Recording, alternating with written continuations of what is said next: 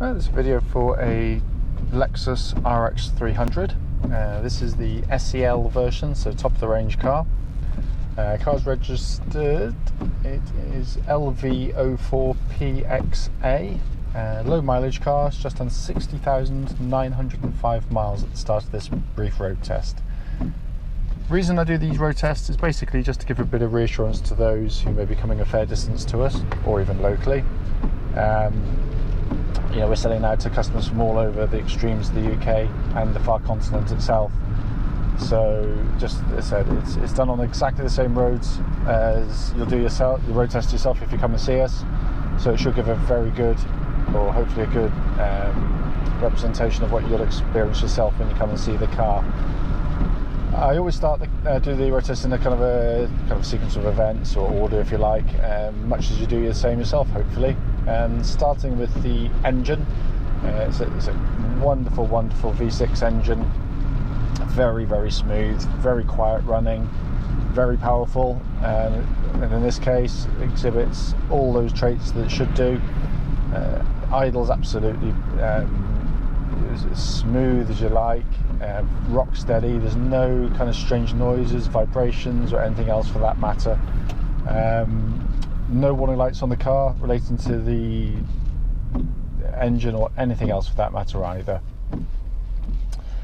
The temperature gauge running at exactly just under half, which is exactly where it should be on a Lexus, and that's absolutely spot on as well. But it's a very smooth, it's as an example of one, it's exactly what you'd want to have in the car. I've had plenty of these RXs to know how they should be, and it drives exactly as it should. Engine drives through the gearbox, and it's a classic Lexus gearbox. Very, very smooth shifting, sort of buttery smooth gear changes, very quick to respond. The gear changes themselves very snappy. Again, the things that you should be looking for in any automatic gearbox, even one as well made as this, is the obvious signs of wear. What you should try and do if you can, put it into neutral when it's nice and warm, and then sort of select drive, then go straight back to neutral and reverse. And if there's any delays or sudden sort of thumps or bangs when it goes into gear, walk away from the car. It's suggesting that there's wear in the gearbox. I've yet to experience that on a Lexus product, but it's something you should do, and I've done it on this car obviously, and it's as I said, the gearbox, as with the rest of the mechanicals, drives exactly to the mileage that you see on the car. It's a wonderful order. So drivetrain, powertrain, whatever you want to call it, I can't fault it. And the purpose of this road test is to fault things if I think it needs to be raised. There's nothing on there at all. As I'm driving along, car tracks exactly as it should. There's no vibrations coming back through the steering wheel of the car. The steering on these vehicles is nice and light, but it's also very positive and very accurate, which is not always an absolute guarantee with a four-wheel drive vehicle. Let's zip by this car.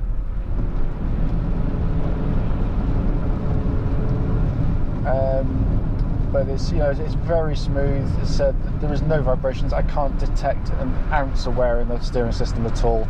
And even the car you've got to respect the fact that the car is 12 years old, and ultimately a 12-year-old car, even with low mileage, can have a bit of wear in it, but I can't feel anything. It's it steers as well as any as I've ever driven, even with much newer, much lower mileage ones. Suspension on the car, obviously SEL, so it's operating air suspension, and it's a wonderfully smooth ride. Air suspension has the advantage that obviously for those who might struggle to get up into the seats, you can press the little button down here and lower the ride height, or for those who are going across sort of rougher terrain and want to protect the underside of the car, just press the button and raise the ride height up as well. So it's got that option, whereas the standard SE models are on standard coil springs and shock absorbers, and obviously they're on a fixed height. And obviously then if you were to tow with the car or get a tow bar fitted, the advantage is it tows dead flat. There's no sort of sagging at the back, and also hitching up is a doddle. You just press the button to lower it down, and it makes hitching a lot easier if you're going to use it for that purpose. Just going to give the brakes a little jab in a second, just to try this. I'll wait until I get around a corner. Don't want to go pirouetting off the road. So just make sure there's nothing behind me. Brakes nice, solid brake pedal. Brakes dead straight. There's no pulsing or grinding from the brake pedal when I hit the brakes, which suggests everything's in good order underneath. We obviously check those prior to sale anyway, but it's worth pointing out. But you know, say the brakes are in very, very fine fettle indeed. With the whole car, I mean, the suspension has come back that, you know, even on, you know, with air suspension, it still has mechanical connection to the wishbones of the vehicle and the struts, so the mounting points. And when I go over roads like this, which I deliberately pick on this road test because it's a horrible road surface, if there's any kind of anti-roll bar link arms or otherwise chattering away with a bit of wear in them, it manifests itself straight away. But it's fantastic. It drives absolutely beautifully. There's none of that. It's you know, in the real world of motoring, you know, it is by a country mile the highest quality product in its class. And in its class, I would include things like, you know, BMW X5, ML Mercedes, that kind of thing, and VW Touareg, I suppose, could be included, plus the Porsche.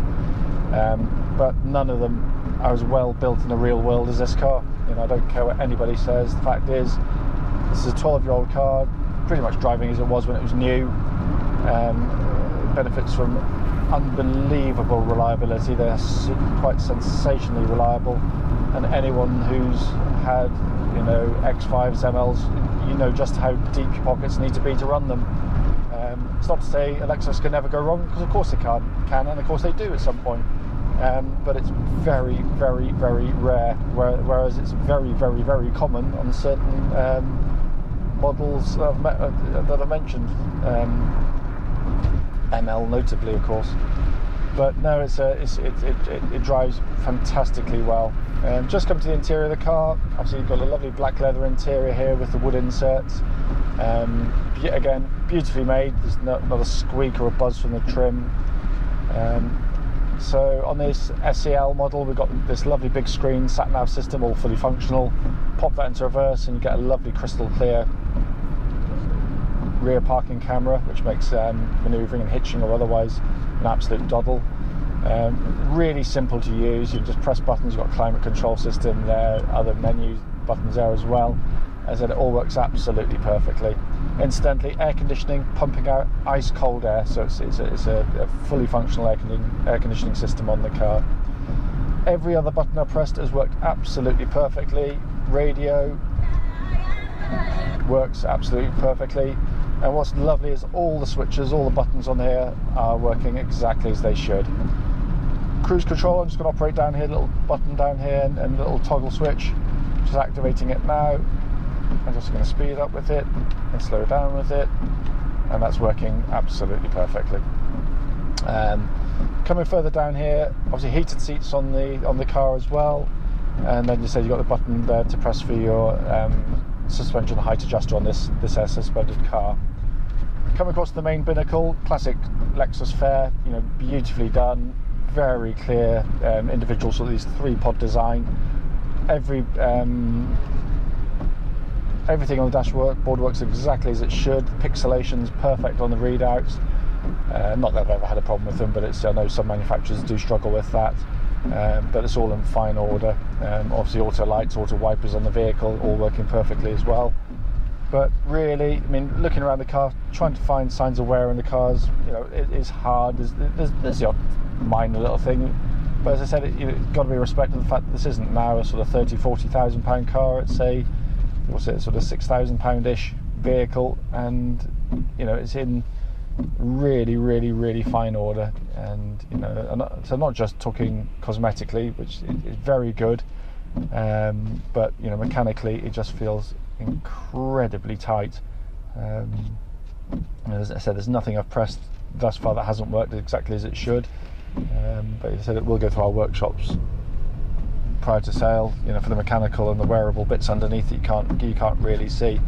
What you can feel on road test is, you know, a tired car as opposed to a car that's in you know, in very, very good order indeed. And this car itself just feels as tight as any I've ever driven. And I've personally had ones, you know, much newer, much lower mileage, which drove exactly the same. You know, obviously this is 12 years old, but it has only done a very, very low mileage for those 12 years. And it's you know, you can tell that when you drive it. It's a really fabulous order.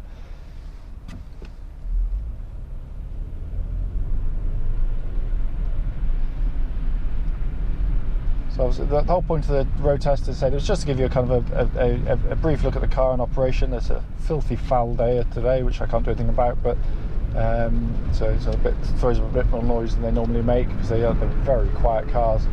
But if I've missed anything out on this road test, then, you know, please don't hesitate. Do give us a call, and we'll be more than happy to answer any questions you may have about the vehicle. But based on what I've driven so far, I think you'd be utterly delighted by any driver of the vehicle, or any, you know, future owner of the car.